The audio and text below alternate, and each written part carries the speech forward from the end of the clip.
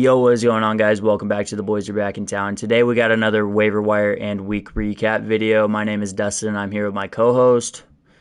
Hey guys, it's Brett. I think we should address the Broncos-Dolphins game first. Yeah, I mean that is I don't know what the record is. Isn't it like 70 something? Like they didn't break it, did they? No, they could have, but they did take a kneel because they didn't feel like they needed to score more. Yeah, it's kind of that's just being respectful, I guess. I don't know how you can say respectful, but I mean, whenever the third string running back's putting up 80 yards on you, you probably need to look in the mirror at your defense. So, Yeah, 8 touchdowns between the two running backs. That's crazy. Both of them absolute nuts in fantasy. I did call that Raheem Mostert start last week. sure did. Hopefully, some people listened like TJ did against you. Yep. Yeah, it was a good start for sure. Another upset game that I want to talk about is the Bills over the Commanders. I actually thought that the Commanders might have been a little better than what they were. And this might be like a coming down to earth moment, playing a really good team. But 37-3 is that kind of puts you in the down at the bottom with the Giants. Like, I don't know how Commanders fans could even feel confident about their team moving forward. Sam Howell looked horrid throwing the ball. He can run it, and he can escape the pocket. But whenever he throws it, just go ahead and bank on it being in the other team's hands. Yes, Sam Howell ended up finishing the week with negative fantasy points, and that's crazy. Yeah. But that game, going into the fourth quarter, the Commanders were only down 16-0. So they could have possibly come back from that game. Then the Bills ended up scoring 21 more points in the fourth quarter to seal it off. Both teams are now 2-1. But I'd say that the Bills are just going to get back on track and the Commanders are going to fall from here. Well, that's kind of the way that the Giants and 49ers game was. I mean, the Giants kept it within 5 up until the end of the third quarter going into the fourth quarter. Then it was an 8-point game. So stuff like that, and then they got 10 dropped on them in the fourth quarter to make it 30-12, which made it look way worse than the actual game was. But this is just kind of like, if you play to your competition, anybody can beat you. Like the 49ers probably could have gotten beat if a couple things didn't go their way. So, and it's the same thing with the Eagles that happened tonight. I didn't like how they came out against the Buccaneers. It being 3-3 going into almost halftime from supposedly one of the most overrated offenses, in my opinion. You just can't have that. You can't only score 3 points going into halftime and be considered a Super Bowl team, in my opinion. Exactly. That's kind of how I feel about that. The last game that I had, you can cover another one if you want, but this is the biggest upset I feel like we've seen all year, is the Texans over the Jags. And they didn't just beat them, they absolutely walked them. CJ Stroud just had an absolute dominant performance, and I feel like it might have been like his signature game as a rookie this year. Like, he's already thrown for over 900 yards. He's probably the best quarterback in this draft class. Yeah, CJ Stroud's getting much, much better. 37 points against the Jaguars that I thought would have been probably beat them 40-7, 40-3. I was very wrong. And you said biggest upset. I don't think that's the biggest upset, as my Cowboys lost by 12 points to the Cardinals, which I guess can happen any week for any NFL team. But yeah. Yep. Well, the only reason why I didn't say the Cardinals was because I did see what that offense can do against us. They dropped 20 in the first half and then ended out the game with 28. So, I mean, at least they're consistent scoring 28. You guys just didn't have the second half rally like we did. So No. that's what will happen.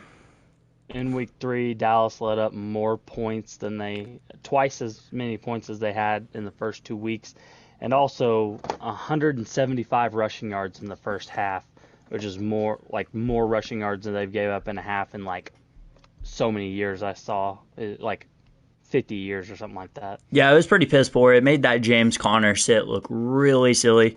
Yeah. I hope you didn't pay attention to that, but there's no way any smart fantasy football player starts James Conner against arguably the best defense in the league.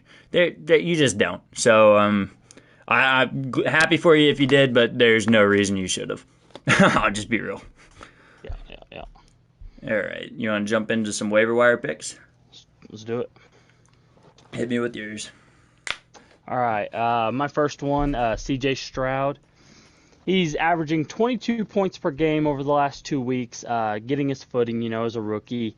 And he's the QB 12 so far this season. And in 12-team leagues, that's a QB 1. So he's only rostered in 20% of leagues. And I think he'd be a good stash right now, just in case some quarterbacks go down and maybe you need one on a bye, or just let alone maybe end up starting him if you got Fields like me who's scoring 12 points a game. Yeah, Fields is definitely tough, and I do like CJ Stroud a lot, especially coming off, like we said, that win against the Jags. I got a receiver for you. I think he is growing into his role in the offense with the Colts also having a big upset win over the Ravens. They had a guy who's rostered in 2% of leagues and got 12 targets. So Josh Downs, he only scored 13.7 points on 8 receptions. So, 57 yards on 8 receptions. It's not a great look, but 12 targets and that volume has grown every single week. I think he's getting his footing in the offense, and it might just be because Gardner Minshew is more of a pass-first guy, and that might not hold up when Anthony Richardson comes back. But I do like what Josh Downs is doing, like each and every week, and growing in his role. Yeah, he's definitely looking better and better each week. My next waiver wire pickup, I think you may have had him too, Devon Achan. Yeah. He could end up having a full-time role alongside Mostert. He was the first running back to score a touchdown this week. And Mostert's 31 years old, and he is often hurt. That's his tag that goes along with him. Hurt last year, the year before. It's kind of crazy how someone who can keep getting a job, and I guess it's just because how explosive he is, and them together, and then Tyreek Hill and Jalen Waddle, it's the fastest offense in the league. This is a very crazy, more explosive offense that I think I've ever seen. But Jeff Wilson is coming off IR soon, and I don't think he'll take those jobs anymore that we thought he would. And Devon Achan is rostered in 42% of leagues. Well, after you drop a sweet 200-piece McNugget on what people were calling a top 5 defense in the league before, in the offseason, if you get 200 yards on anybody, as far as I'm concerned, you should probably be pretty locked into your role in the offense. If they don't go to look to get him the ball more often moving forward, then that's probably a loss on McDaniel's part. My next guy, rostered in 41% of the leagues, you know him pretty well. I got Jake Ferguson. After you come off a loss like the Cowboys did to the Cardinals, I feel like you have to go back to throwing to your tight ends and just start getting the short pass game going again to help out Tony Pollard. And who scored that touchdown? Dowdy? I don't even know who that was. I was asking you. Rico Dowden? Rico Dowdle. Man, I had no idea who that cat was. And I was like, who was that just took that Pollard touchdown away from him? I was pissed. But 7 targets in what was a pretty pass-heavy game. I like that volume for this year's tight end group. Tight ends right now are seeing the bottom of the barrel in production. Nobody's looking great. I like Musgrave a lot, too.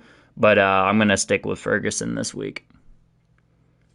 Yeah, I also have Musgrave as a waiver option to pick up because he has 15 targets over the last 3 games, and I know Christian Watson's been out, but I don't think they'll affect each other too bad, especially this week. I think Musgrave is a top 5 option against the Lions. I think they play Thursday night. He's the tight end 9 on the year so far, and he's only rostered in 19% of leagues. Man, the Lions got two games, two Thursday night games within 4 weeks for the Lions. They're What? hot. I know, but that just seems crazy to me that the NFL would even think about doing that. But yeah, I looked it up. That's right. That's just wild to me. My last guy, I got another receiver, 21% rostered in most leagues. I picked him up last week because I really was vibing on his 2 touchdown performance. But I got Jaden Reed. This week he's seen 7 targets and he only caught 3 of them, but it was for 63 yards. So he has the explosive ability to go deep, and I like that in my receivers. I like the guys who can get you 7 points in one play. That's just kind of the way I like. I don't really like to pick up the guys who get 10 receptions for 10 yards, but I do like Jaden Reed. I think with his production, he's scored 29 points in the last 2 weeks. So I think in that offense with Jordan Love that he's going to need a wide receiver 1 until Christian Watson comes back, and I think that's Jaden. Yeah, my last waiver wire pickup is Josh Palmer for the Chargers. As we all know, Mike Williams tore his ACL. Josh Palmer's had 12 targets over the last 2 weeks. He's getting a lot more work than Quentin Johnston, the rookie. Also suggests picking up Quentin Johnston as well. Yeah, well, Palmer, I think he got a long touchdown this past week. I'm not seeing anything, but I did think I seen something that said he got like a 40 or something yard touchdown. So he's definitely a deep threat guy, and I do like him with Mike Williams being out. Yep. Are you done? That's all I've got. All right. Yeah, that's going to be it. Our normal episode, like I said last week, will be out on Thursday morning to Thursday afternoon. That's just going to be how we have to go. So if you want to listen to it before the Thursday night game, just be looking out for it probably around noon or 1. And then, we're going to keep uploading the shorts onto YouTube as well as TikTok and sprinkle in a little bit more new content on Twitter. So if you guys want to go check all of those out, I think that'd be a good thing. It's just going to be different content other than podcast content. So, yeah.